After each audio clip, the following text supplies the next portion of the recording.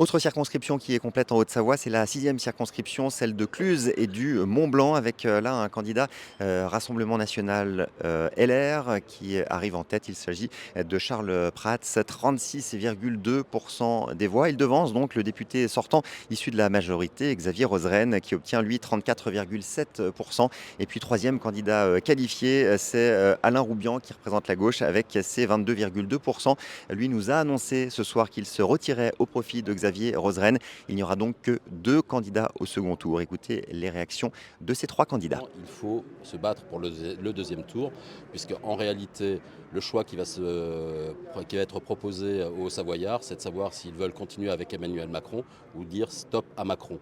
Et alors je me félicite et je remercie les Républicains, le parti donc non Ciotti, puisque moi vous savez que je suis investi par les Républicains, par Éric Ciotti, mais les Républicains non ciotistes ont appelé à la liberté de vote au niveau national.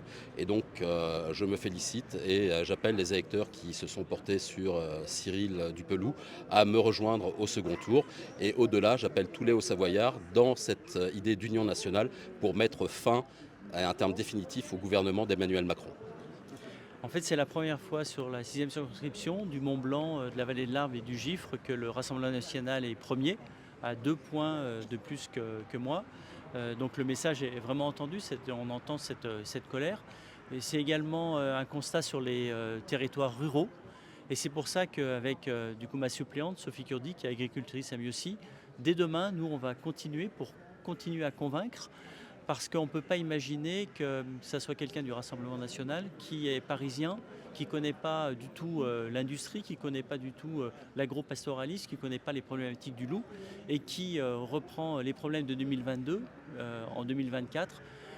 Donc on ne peut pas imaginer qu'on puisse laisser faire le Rassemblement national au pied du Mont-Blanc. Donc nous, dès demain, on sera sur les marchés pour convaincre tous ces candidats, tous ces citoyens qui n'ont pas voté pour nous. Une réaction évidemment effarée de l'imminence de l'arrivée de l'extrême droite au pouvoir. Donc l'histoire nous regarde et notre position est très claire. Il faut absolument barrer la route au Rassemblement national. Et évidemment, je me désisterai en faveur du député sortant, à qui j'ai annoncé d'ailleurs cette décision.